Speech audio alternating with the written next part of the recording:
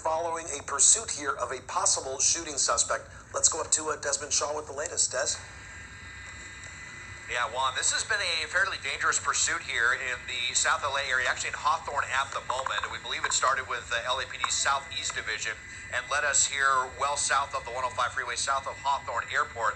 Suspects been all over the place. We heard earlier, just before we went to air, that they were up on a sidewalk at one point, at least momentarily. You see them zigging and zagging all over the place here. Haven't heard about super crazy speeds, but definitely trying to do whatever they can, evading officers going through crowded areas like parking lots right here to try to cut corners. Of course, we're getting into afternoon rush hour, so we're just now beginning to see more and more traffic building on the roadways, which definitely heightens the danger. We are told that officers observed this person and for one reason or another determined, as we make this left-hand turn almost into oncoming traffic there, made the determination that this was a shooting suspect. We have not been allowed in the Bravo airspace during pursuits for quite some time just for safety reasons. However, LAX is strengthening or making that airspace even more strict, and I've already heard the police helicopters say if this guy goes north of the 105, they will not be able to follow him through there. So that will be up to the ground units to maintain that. So LAPD likely has two airships on this in proximity. The further away from it you get, the more difficult it would be to kind of keep that keep that technology being as accurate as it can be as we kind of move through traffic here. May just let this play out and see if this guy stops. Okay, cool. Right out your door. We're just east of Hawthorne Airport now at this point, and kind of hanging around this area. While we don't have the high speeds, the suspect's really not been slowing down at all around these stop signs and stop lights. At this point, it's unknown how many occupants are in the vehicle as the windows are darkly tinted, and just made a turn here onto Van Ness from 139th Street. It's unclear what kind of look they were able to get. Were they behind the suspect? Was it a plate? Did they drive past them and see them? So we're trying to sort all of that out. But we're already getting texts to the desk here, people that have seen exactly where he is and if he has anybody that he knows in this area. What's he trying to do? Wrong side of the road again, or not wrong side, but just trying to get around that traffic there, going through that red light. Our helicopters were having a more than usual difficult time as we pull into the parking lot here at Crenshaw on 147th Street. We were having a more difficult time than normal transitioning through the LAX airspace, even not during a pursuit coming out through the alley now. So we started inquiring about it, and that's when we've kind of learned that they're tightening up some of the safety parameters around LAX. Remember, we've told you about the issues with the NTSB kind of calling out the FAA about not taking airspace safety kind of seriously enough, so it's unclear if it's in relation to that or exactly what. So we're still in Gardena, so we'll see where we're at in 10 minutes when this starts.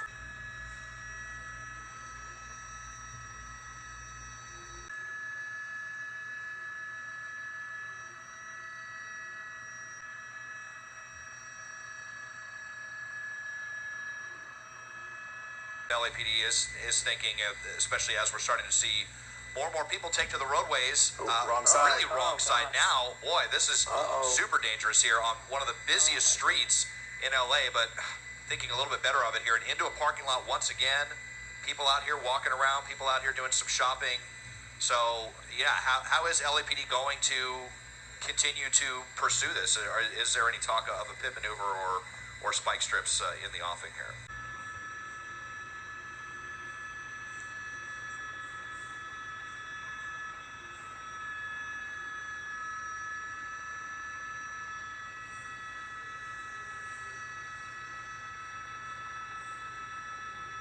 You've still got that Southeast unit that has been doing this. And guys, I want to let you know too, we were just getting some updated information. This started at Imperial in Vermont. Fortunately, we have not seen a lot of people out on the street, whether it's pedestrians on the sidewalk or just, people just out enjoying a nice afternoon. So that's the bright side of this. In the center divider here, coming up to a busy intersection with a lot of traffic, a lot of congestion, and, kind of just on the gas, just blasting right through there. Could have been pedestrians there in the middle of that roadway. Seems to be content to, parade around here, a very dangerous parade. And, wrong side of the road once again. And it's especially dangerous when you have that divider, because if he's, imminently going to get into a head-on collision, he's going to have a lot of trouble getting back to the right side of the road to avoid that. When LAPD chases it, there is the watch commander at Southeast Station that is listening to this and monitoring everything that's going on. They're listening to the radio. They're certainly watching it on television to get eyes on it. They likely know a lot more about the person that they're chasing than we do, especially given the fact that the car has not been reported stolen as far as we know. and that gives them a big advantage of knowing who they're chasing. We've seen all the times, close call there through the intersection.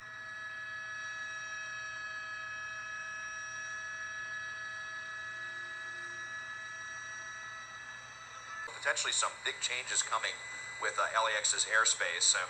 For, maybe not this person necessarily, but some of the, let's say, more professional criminals out there, it could just be a matter of time before they find out about that and potentially use that to their advantage. Copy. Yeah, Southend.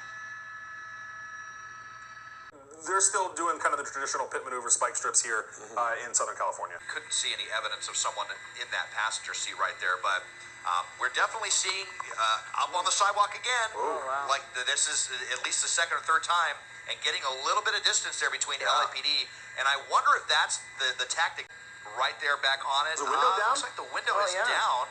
Throw Window's some down. hands This is out. the first time we've seen this. Finger. Sorry about that. Hands out. Yeah, it might have been a half a peace sign there. Characterize the driver's, speeds on the road as, driving habits, abilities. How would you characterize it? Yeah, it's definitely gotten worse, Michael, because when we first arrived overhead, it wasn't really anything out of the ordinary. They're going to take this very seriously because they do believe that this could be a shooting suspect inside the car. It's been a harrowing pursuit from what we understand, going through several parking lots. And in fact, there was another person that did jump out of the car and take off. We don't know if that person was arrested. And there that person goes. The driver goes through that red light. As David mentioned, they did at one point throw some items out of the window, the passenger side window, and now you see the car driving into another parking lot. That was interesting. He went the wrong way through a drive-through window. Luckily, nobody was in that lane. He's not speeding through the area and winding through traffic. Yeah, let's take a look at what he does here. He's going the wrong way down in towards this intersection. Clearly, he is running the red light, and luckily, folks were able to see him. He wasn't moving really fast, so that makes it a little bit safer.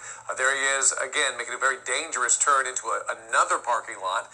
It seems to be where he wants to go, and thinking that he can get away from the police. And very tight turns right here as he continues to get through some of these lanes back onto the street here at West Rosecrans Avenue and Prairie Avenue. Near Bodger Park. Not empty necessarily, but when you've got so much traffic, as we get wrong side of the road here coming through that red light, but when you've got so much other traffic on the road, that's also something that the officers have to contend with. You can pit the vehicle, spin it out, and it may cross one or two lanes without hindering or endangering anybody else. Yeah, these are some pretty narrow streets. We understand that someone in that car bailed at some point a few minutes after the pursuit began. Mike, does LAPD still have two choppers above this? Yeah, they do, and they actually swapped out. We don't tactically box them in or try to create blockades or barricades so that they can't continue the pursuit. So you basically have a spike strip and a pit maneuver. I can't help but notice how close that black and white is to this car. Typically, when you see a pursuit driver pull on the wrong side of a road, the law enforcement takes the correct side. This guy is certainly, running red lights, driving on the side of the road. It's dangerous driving, as we see right here, but it's not anything that's, crazy high speeds, crazy. Whoa! That car just stopped as soon as I say this, but yeah, it is. That's why this is still very, very dangerous. Just because we don't see it in the frame doesn't mean it's a safe place to do it. The LAPD is not relinquishing it to anybody else. They want to get whoever is in this vehicle, so they're going to stay on it as long as they have to. The police vehicle behind him was thinking at least about a pit maneuver. Yeah, David, it definitely seemed like that was in their thought process.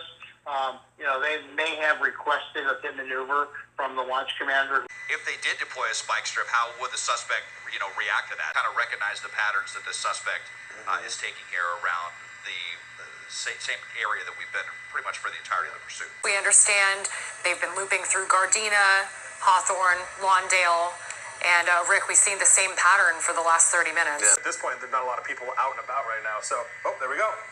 That's the unit. I wonder if that unit was trying to get him in place, but I don't think they were able to, though, right, Des? Yeah, maybe. Going through a parking lot like that, you're hoping to, for lack of a better word, ditch the police that are following you because people are backing out, going the wrong way, they're narrow, different things are happening. so maybe the police can't follow them. He is a shooting suspect. He's got that on his mind, that the police are behind him. They obviously know that he or she may be involved in something. We don't know if this person has a long criminal record. Weaving in and out of strip mall parking lots, down alleys, as Eliana mentioned, and primarily sticking in the Gardena, Hawthorne, Inglewood area. There's a Twitch streamer that is watching us and streaming our feed right now. His name is XQC on Twitch. And one of the questions that he is telling viewers to text me and ask, which I've gotten a lot of this, why don't the police shoot the tires? Again, that's it's only in movies, Mike. Only in movies. It's a very common thing that people ask during chases. It's just not something you're going to see. Is the helicopter able to pre-position units down the street so they can stop traffic and make it a little safer for the units that are just behind this person? Yeah, you're seeing that now, Rick. See this? These officers there. Did he and it looked like they may have tried a spike strip there. He's definitely out of control when it comes to, like this, going the wrong way down certain lanes. We're just waiting to see if maybe one of those tires hit the spike strip. Yeah, he takes a chance when he goes down those alleys. You saw a car that was pulling out or pulling into one of the garages. He could get wedged in on one of those. The sentence that he might face, we believe, would be more severe than someone who is not a felony suspect. Correct. When you look at a felony charge, you're looking at state prison, punishable. Then you have a misdemeanor charge if it's knocked down to that, and we have seen that. But we always arrest for the higher charge. And in this case, David, I have not seen a pattern, and we've been watching now for 15, 20 minutes. He just seems to be going round and round in parking lots, like you said earlier, and out of parking lots. Whether he's looking for somebody's house that he can stop. Several law enforcement patrol cars chasing this shooting suspect in this Ford Fusion. He's been primarily staying in the South LA area, and you can see some folks there on the sidewalk acknowledging, maybe, were they waving to the vehicle, David? They were waving at him. All of their phones were up, and they're taking video and waving at him. And now he's approaching what we think is a dead end, but he's going down what appears to be an alley. But that's what we were talking about earlier, these pockets of people who are watching this pursuit, and then they run out there. He has stopped. I think he is at a dead end. His hands are largely out. He is looking directly at them. He is communicating with them, but he's not necessarily doing exactly what they're telling him, but he is. At least he's standing. He just dropped something. Yeah, it looks like there is some communication. They're also going to want to make sure that there is nobody in the back of the car as well. I mean, the best scenario is that he's out of the car, though, so LAPD has control of the situation. They're obviously giving him commands, step away from the car. Last thing they want him to do is be able to jump back in it. They'll ask him to walk back, get on his knees, and then you'll see what's called an arrest team. So you'll see a group of officers come in. They'll take him into custody. You'll have a separate group of officers that will remain with their guns trained on the car. The officers to the left will be the ones that will go in and put him in handcuffs, and then on the right, you see them, they're moving up right now. They're going to clear the car. You've got a couple with lethal, and you've got a green strap there. That's the less lethal 40mm foam launcher, so they'll have that as well, just in case. And you'll have additional units that will come in and make sure they'll pop the trunk. You got one cop, if you look to the right, he's also keeping cover to the right side in case anybody pops out of that apartment complex there. Because again, there's probably reason to believe that this guy either lives in this area or knows somebody in this area, considering the amount of time that he's spent in this area. And they're probably asking him questions too, right, Mike? While he's face down. Yeah. Whether or not there's other weapons or anything that could harm the officers in the car, anybody else in the car. Right. Right, and we'll see that. Hopefully they'll be able to, you probably got to open the trunk from the driver's side, so somebody will have to come over and do that. Hopefully they can see through the window with that close, although those windows are pretty dark, so we'll see what they're able to do. But somebody will move up, or a couple officers will move up and take the guy into custody, and then they'll be able to clear the car and hopefully be done with this. And one officer, gun drawn, just in case. They certainly don't rush through this part of the pursuit, even though to us it may look like it's over. They have to be very cautious still at this stage.